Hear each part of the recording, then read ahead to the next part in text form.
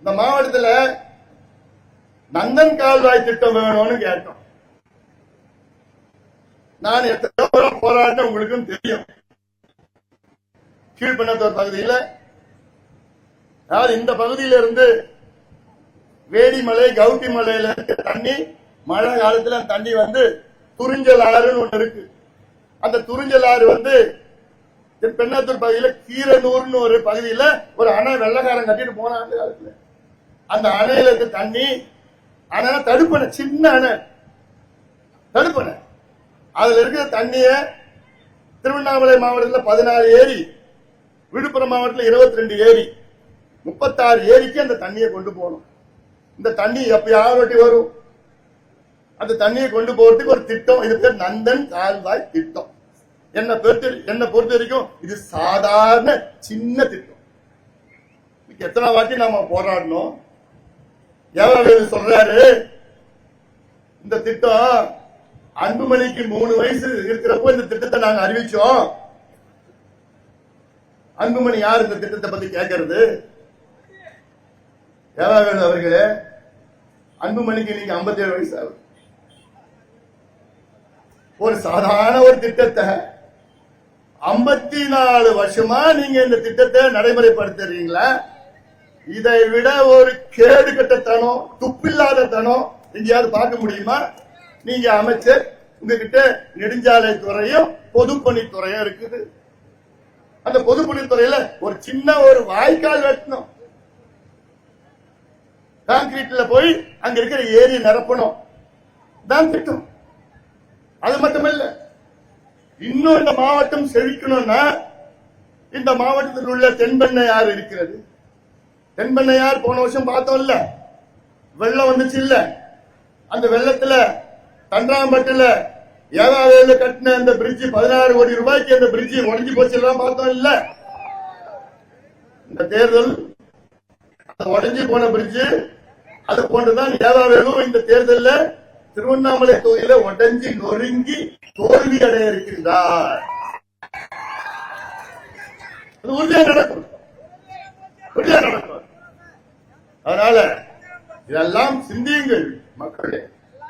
ஒரு மரியாதை தெரியாத ஒருத்தவர் ஒரு அமைச்சராக அகங்காரத்துடன் திமிரா மற்றவங்களுடைய எல்லாம் தாழ்வா நினைக்கின்ற நீங்க உங்க ஜாதியோ உங்க இனத்தை சார்ந்தவர்களோ நீங்க பெருமையா பேசுறீங்க, தப்பு கிடையாது. மற்றவங்கள தாழ்மையா பேசக்கூடாது, தாழ்வா நடத்தக்கூடாது. உழைக்கின்ற சமுதாயத்தை பார்த்தா ஸ்கூல் பாய்ஸ் அப்படின்னு சொல்றது. எங்கிருந்து வந்து அவனுக்கு திமிரு? எங்கிருந்து வந்து அவங்களுக்கு அகங்காரம்? யாரு எல்லாம் போட்டு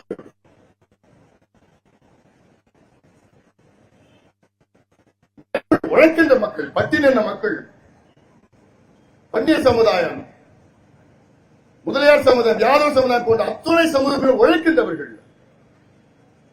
அதனால இதெல்லாம் அத்துணை மக்களும் சேர்ந்து இந்த தேர்தலில் நீங்கள் யார் என்று பாடத்தை இந்த ஏவாவேலுக்கும் அவருடைய கும்பல் கூட்டாளிகளுக்கும் நீங்கள் கற்றுக் கொடுக்க வேண்டும்.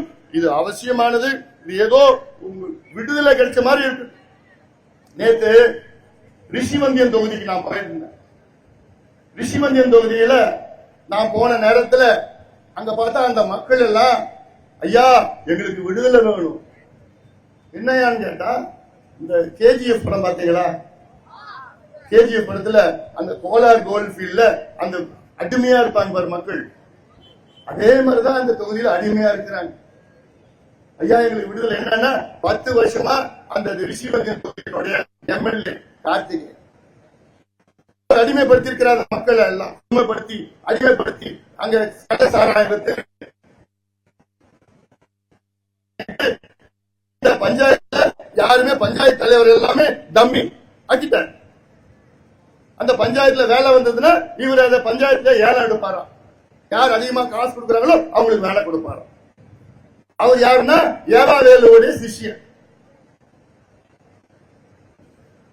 அப்போ இந்த அக்கிரமம் இதெல்லாம், இந்த அநியாயம் இதெல்லாம் மக்கள் பார்த்துக் கொண்டுதான் இருக்கின்றார்கள். உறுதியாக பாடத்தை புகுட்டுவார்கள். நிச்சயமாக இந்த திருவண்ணாமலை தொகுதி அண்ணாமலையார் வாழ்கின்ற தொகுதி இது. அண்ணாமலையார் அவருடைய ஆசி பெற்ற வேட்பாளர் ஏழுமலை அவர்கள். இங்கே நம்முடைய எடப்பாடி பழனிசாமி அவருடைய ஆசி பெற்ற வேட்பாளர், நம்முடைய பிரதமர் நரேந்திர மோடி அவர்களுடைய ஆசி பெற்ற வேட்பாளர், டிடிவி தினகரன் அவர்களும், ஏசி சண்முகம் அவர்கள், ஜி கே வாசன் அவர்கள், ஜெகன்மூர்த்தி அவர்கள், பாரிவேந்தர் அவர்களுடைய ஆசி பெற்ற வேட்பாளர் ஏழுமலை அவர்கள் வெற்றி பெற்றாக வேண்டும்.